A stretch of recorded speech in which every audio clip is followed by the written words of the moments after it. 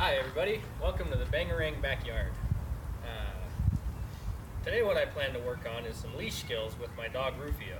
I don't know if you caught my other video about when I took him for a walk, but if you didn't, what I showed was that the first 15-20 minutes of working with Rufio was kind of sporadic. He kind of went all over the place. So what I want to do is I want to teach him what behaviors he should show on the leash in a less distracting environment. So my backyard is a place where he frequents a lot. As you can see, it's a dog backyard. Definitely going to be putting some grass in here this year. We just moved in. But to work with and proof these behaviors, it's best to start them off in a low distraction environment where your value and the value of your treats are much higher than the distractions around. So right now, there's no squirrels out, there's no neighbors out, there's really nothing going on, and it's just me and Rufio. So he is responding to me pretty well. So this is a perfect time to teach him what I expect when I put on his leash. So I just have a regular old slip lead here. Not the best to use if he is pulling, because obviously it's just going around his neck and it's just going to tighten on him if he wants to pull. And what I don't want to use is positive punishment. I'm using positive reinforcement practices, so when he's in the position that I want him to be in, I'm going to mark and then reward his behavior. So making good association between putting the leash on, you see that he liked it, he moved his head to put the leash on, he likes having a leash on. Making those positive associations between the two is the start of getting your dog to walk better on leashes, understanding that this behavior of the leash being on and him sitting is more reinforcing and more rewarding than the pulling and the going crazy when the leash is on. Understandably, when you put your leash on your dog, you're at the front door and he's ready to go, and he's ready to go. So setting up a situation like this to show him what behaviors you do want him to show is much easier on him and you at the same time.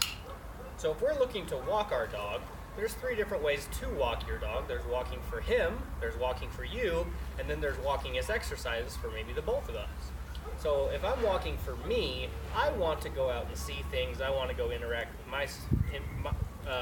my society with my dog. So I want him to behave in a way that makes me look good, or we get from point A to point B in a allotted time.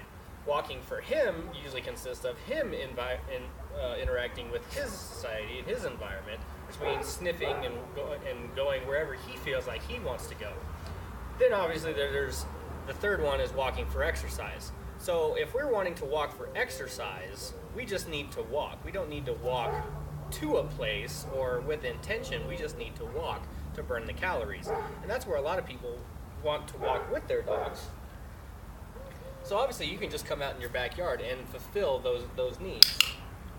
So we're going to start walking here, and I'm just going to show him where I want him to be.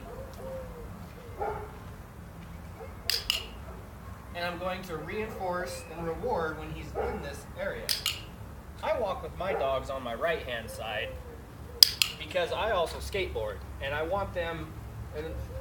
So just to explain, most people would have their dog on their left-hand side at their heel and would want that because as you're walking as a pedestrian, you're supposed to be walking against traffic. So you want your dog as far from the traffic as possible. So behind or at your left side, the cars are up here. This is also, if anything scares your dog, it has to come all the way across you to get into traffic. But also if the traffic's coming near, it's not going to run into you or anything like that. So when I walk with my dogs, I walk with them on the right-hand side because I'm going against traffic on my skateboard. I want them to be as far from the cars as possible, so the cars are coming from behind me. My dogs are up over here, but the same thing still applies, that if they get scared, they have to come all the way across me to be able to get into the street. I also enjoy my dogs being ahead of me rather than at my side, because then I can make corrections onto where I need to go and I can see them all the time. Because I'm focused ahead of me, looking at the road and looking at cars and other pedestrians. If I can catch my dog in that frame, it's much easier for me than having to turn back and look to see where my dog is. Also, I can correct if they're going to wander off to the side, I can lean into it, or if we're wanting to turn, I can go. It also keeps them from going too far out to my side and maybe getting hooked around a pole, and then we both get yanked. So he's ready to go. So we're just going to walk, and I'm going to start with a very low distance and duration. So every couple of feet, every couple of steps, I'm going to click him when he comes into where I want him to be.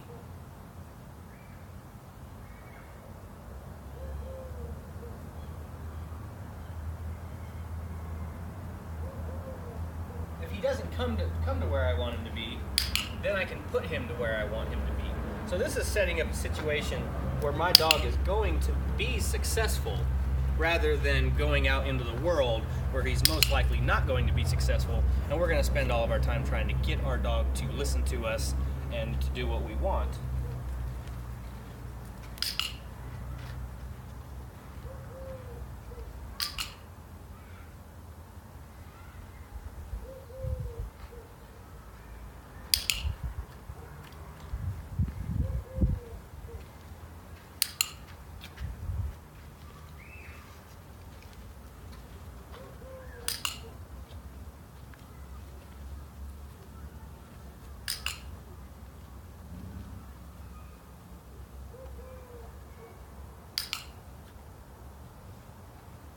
So I'm clicking him as soon as he gets up at least even with me on the walk. When he's behind me, he's not getting anything. But if he's at least at my side or ahead of me, that's when I'm going to reward him. If he chooses to remain at my side, he's going to continue getting treats. So he went on this other side here. Now I'm going to withhold and see what decision he makes. But see if he uses the information that I've given him to make the proper decision. Nope. So if he doesn't, I simply put him where I want him to be, and we carry on with our walk.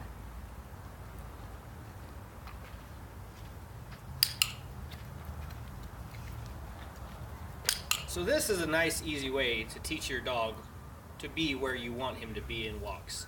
Have a low distracting environment. The backyard for me is pretty undistracting.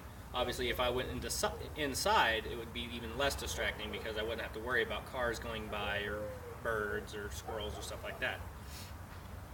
Well, this has been a good experience for my dog, and hopefully he takes these skills out into the real world when we actually go for a walk, and he understands where he needs to be rewarded more often, and the behavior happens quicker than what it does, than what it had been.